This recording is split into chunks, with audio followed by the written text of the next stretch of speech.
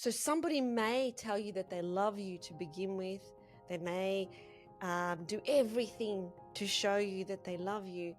But then if we don't hold that love authentically for ourselves, they're not going to be able to hold it either.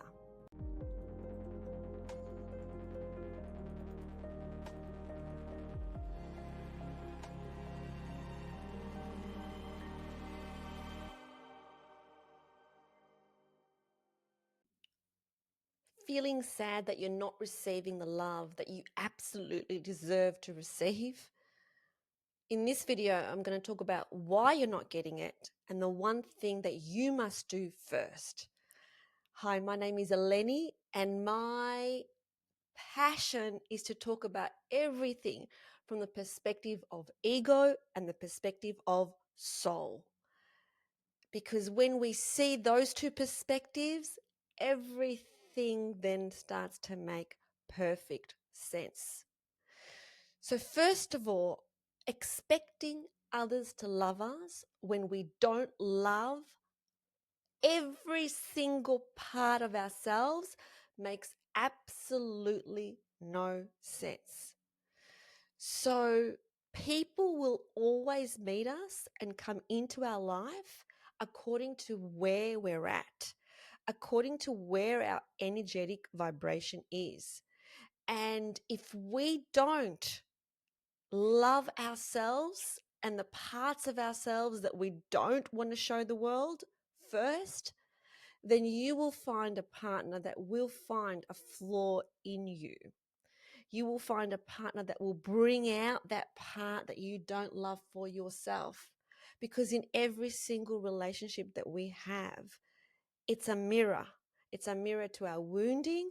It's a mirror to our scars. It's a mirror to all the beliefs that we're still holding about ourselves. So somebody may tell you that they love you to begin with. They may do everything to show you that they love you. But then if we don't hold that love authentically for ourselves, they're not going to be able to hold it either. So why you're not getting it is because you're not giving it to yourself first. And ego wants to fill the void outside of itself. That's what ego wants to do.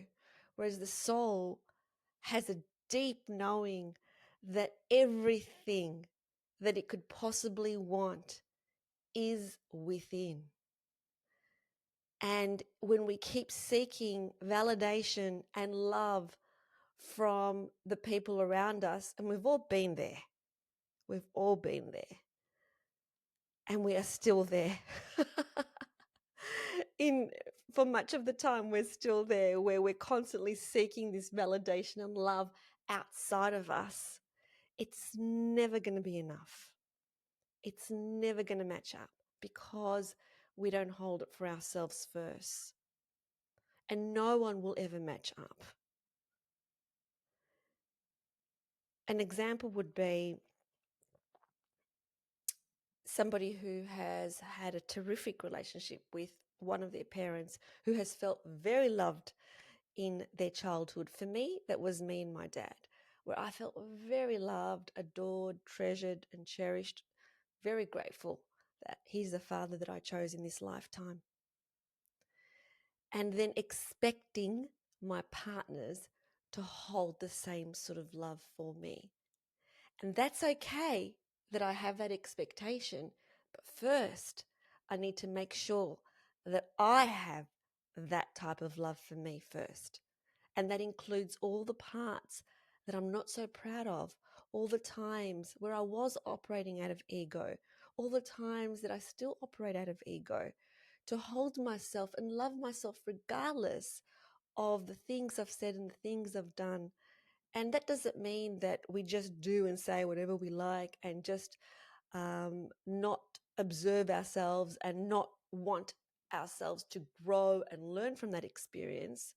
All it means is that we don't judge ourselves and that we do hold ourselves as much as possible. Because when we hold ourselves, then we attract others who are also willing to hold you because they see you, because you allow yourself to be seen.